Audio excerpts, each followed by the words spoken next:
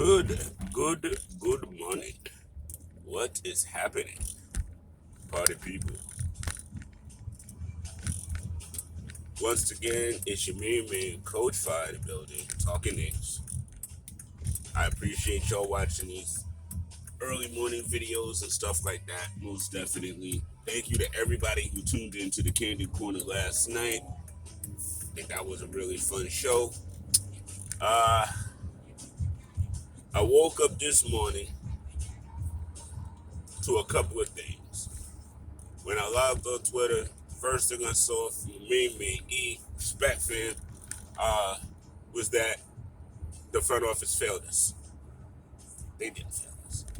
We are upset that they didn't make a move. Yes. We are upset that they did not move on from certain individuals. Sure. We are definitely upset that we didn't necessarily clear roster space to allow more time for the youth. Okay.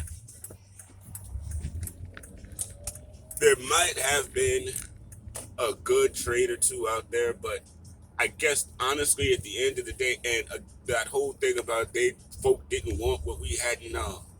If you really look, folk wanted more assets. They wanted draft picks. They wanted to tap into our cap space. So while I get it, I'm not as mad today as I was yesterday, or not mad. I wasn't mad, but expectant of them to do something. I was more expectant yesterday. And that they have decided not to do anything is interesting. I knew they weren't going to trade Burks for nothing, just to create roster space. I knew that. Because Ian Begley had reported that weeks ago. So once I saw that, and honestly, the only person that was really reporting any Nick moves was Brian Windhorst. And I don't go to Brian Windhorst for Nick news.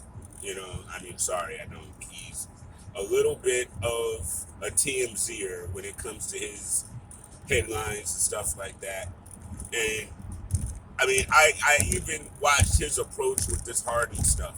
I really liked how Woj took it from Harden is screaming to get out of here to Harden has not actually requested the trade, even though everybody know he wanted.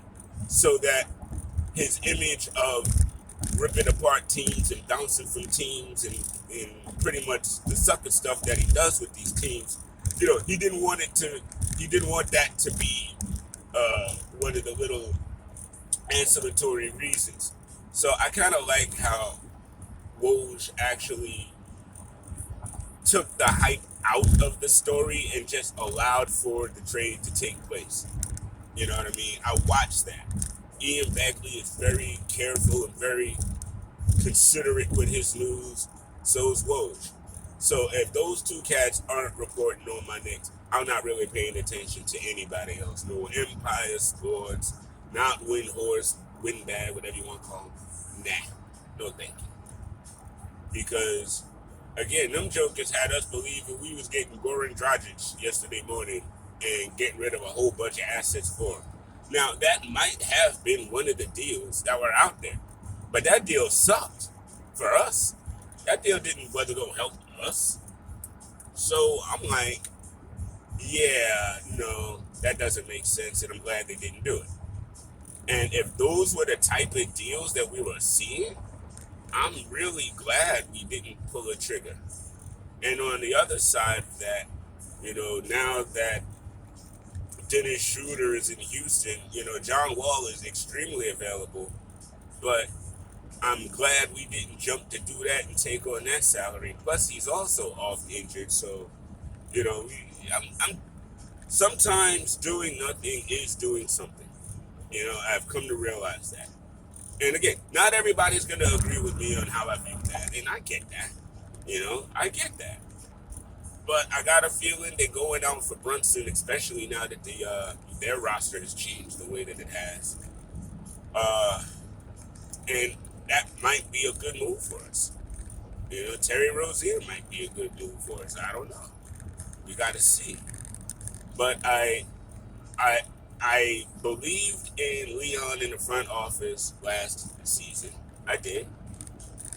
They did some interesting things last season to help me believe in them.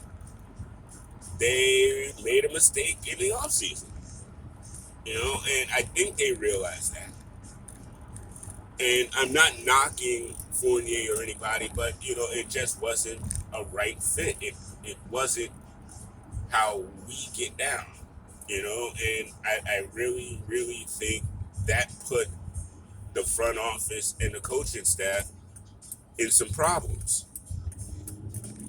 because we needed defensive players that had good offense as opposed to good offensive players who don't play a lick of defense. That was kind of the opposite of what we needed in the offseason, and that's exactly what we got, and it set us back. But as it is with this team, last night going into the game, I really was like, oh, they playing the Warriors. Well, I can't lie. I was like, LZD on deck. You know what I mean? And lo and behold, we win this game by 2. Like, we actually even had a 13-point lead at one point. Like, when Randall plays like he played last night, which actually in the last 10 games he has been. He actually has been. So maybe the funk that was going on with him has passed. I don't know. But he's definitely looking a heck of a lot more engaged, heck of a lot more focused these last few games. And last night, and even Knicks Film School agreed. You know what I mean? As Knicks Film School said in their report this morning that I read this morning, even with Curry's 35 and 10, Randall was arguably the best player on the court last night. That is the guy that we need to drive this thing. You know what I mean? That's the guy we need. I don't know why he wasn't here to start the season. I don't know what happened to him mid-season, but if he can wake up and finish out this season that way, I don't know if we're gonna make the play-in, guys. I don't. It really just has to all fall out the way that it does. But we need that Randall to be that Randall. We saw a bit more of Cam Reddish last night, and we saw a bit more promise. So that's always great. Grimes only had 6 points, but he had 6 key points. You know what I mean? Very important points. And overall, man, I kind of understand that when they look at the overall roster, there's so much there to be happy about that all we got to do is kind of remove a couple of things and tweak a couple of parts to this, and we can get back to winning. I mean, I'm an optimistic fan. I am. I'm not pessimistic and I'm not negative. I'm not. I'm not flowery, and I don't change everything into rainbows. But at the end of the day, if I have a choice in looking at a bright side and seeing a future, or being extremely and utterly mad, angry, depressed, I choose not to be sad, angry, depressed, because those emotions don't do anything but breed even more negativity. That's just a natural fact. When you're sad and angry all the time, you end up just being sad and angry all the time. Who got time for that? Well, some folk got time for that, I guess. Not I. I'm not a woe is me Nick fan. I'm not a woe is me anybody fan. I fan for all of my teams pretty much the same way. When they do right things, I root for them. When they do wrong things, I try to hold it tight and try to analyze what went wrong and try to figure out how to make it right. You know, as a lot of us do. You know, sometimes it gets frustrating because it's hard to see, the way out. But that's kind of the point. And honestly, like I said, I don't know if we're going to be in a play-in. And yes, that's disappointing. I saw us with over 40 wins. I did. And, you know, that to me, again, going back to that offseason, that move they made in the offseason kind of shot us in the foot. And it's a really big shame when you see fans that actually miss Elfrid Payton. No disrespect to Elfrid Payton, but that is a microcosm of where we are when you got positive Elfrid Payton tweets. When we remember and know that offensively he was despicable last year. But again, Tibbs used to always say he had good defense, and fans used to always say, I don't see it. Where? Blah, blah, blah. Where? Tibbs is crazy. The results, though, were that we were a much stronger defensive team last year. And as I've said before, defense is not one or two players. Oh, well, we got Mitch and Nerlens or something. No. Defense, good defense is a team effort. Everybody plays a part. So if you got one or two folk that are failing at their part, the whole system eventually fails because they need everybody to play a specific part. Play your role. If you can't play your role, we're not going to make it. And honestly, when you bring in guys that don't have defensive instincts, you know what I mean? They have offensive instincts, but not defensive instincts. You got guys that are going to get beat. And when those guys get beat, the defense on other sides fail because a lot of the times you'll have players try to recover or make up for the other person getting beat, and then that leaves somebody else wide open. And we've seen that a lot this year, a whole lot more this year than we've seen in the past. And that is very irksome as well. So, I mean, listen, I get it.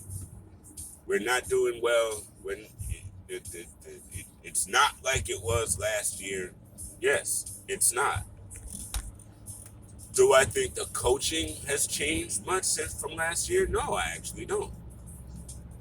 And to me, again, and I've said this before, that's part of my problem also, is that we never replaced Woodson on as an offensive mind in that locker room, and the offense stagnates and struggles. You know, so we need that. We need offensive ideas. I don't know if this new consultant has them. I don't know if this new consultant is soon to be taking the place of Scott Perry or something like that. I don't know. I can tell you I would wish that they brought in somebody that had a little less stigma to them. You know what I mean? Because this guy and his track record as a human being is wavering. And I don't think as a culture we need that, especially we're not too many years removed from that Isaiah Thomas nonsense that went down in the front office. So I don't think that this was the smart hire, just to be honest. I haven't talked to you guys in a minute, so I'm just running through the last couple of days of Nicklandia. Uh, I don't know who will be out there in the buyout. You know, maybe they eat that $8 million they gave Kemba and waive him outright. I don't know. I don't know. Uh, I do see something in Grimes though. Even as a rookie, I do see something in Grimes. I need him to keep doing what he's doing, and I need IQ to settle down and not feel like Grimes or McBride are going to take his spot. That's what I need him to do. And stop taking them Trae Young ridiculous, from the logo threes. You know, calm down and get back to the fundamentals that you had last year, and I think he'll be fine. Obi's going to be fine. Mitch is great. I mean, and we, again, as I said earlier, the glimpse we saw of Cam Reddish starting to feel himself in the offense, that all translates to good things. And maybe the Knicks want to see what those good things look like, but again, in the offseason, we're definitely going to have to do something at the point guard position and maybe at the wing as well, you know. But all that to say, I was blown yesterday when we made no moves. And then we beat the Warriors. And then it made me realize that Randall is playing back to old Randall. And I know RJ is ascending, even with the little ankle injury. It doesn't sound like it's too bad, so he may be out a couple of games. But we picked up and really didn't miss a step last night, and that's a really great sign, to get a win against a really, really great team, and maybe actually now that the trade deadline is over, Fournier and them will play a little bit better because, in the day, there's no trade deadline anymore. So there's no worry about whether they're going to be able to stick on to the team. And, listen, players react differently to situations. And, especially the last couple of weeks, guys could be sitting there worried, nervous, pressing because they think they're going to be traded. That's fair. So I see this as a chance for Knicks players to clear their air, relax a little bit. We've got 3 games before the All-Star break. Monday, definitely. Valentine's Day, there's a game. I believe there's one that Wednesday as well. Possibly that Friday. I got to look at the schedule. But after the All-Star break, we'll probably see a bit more of the youth playing. But let me know, guys. Do you guys, I don't want to sound disrespectful to Kemba. I really don't. You know what I mean? But you guys looking to see him get minutes after the All-Star break? Or are you looking to move on and just move on? Let me know. All right? I definitely look forward to hearing from you guys. Thank you for watching. I know this one was a bit long. I know Danny's is like man quick and concise, but I'm long-winded and I got a lot to say. But we're definitely looking forward to getting back to the Knicks minutes. To the Knicks corner coming up right after the Super Bowl. So stay tuned, stay posted, and I'll holla.